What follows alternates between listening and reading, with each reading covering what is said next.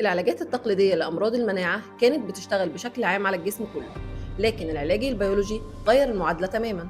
الحقيقة إننا دلوقتي نقدر نستهدف البروتينات المسؤولة عن الالتهاب بالظبط، ونوقفها من غير ما نأثر على باقي وظائف الجسم الحيوية.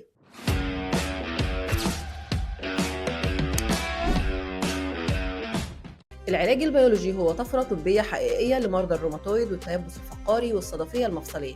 هو عبارة عن بروتينات مصممة معمليا عشان تروح تمسك في الخلايا المسببة للالتهابات وتوقف نشاطها تماما.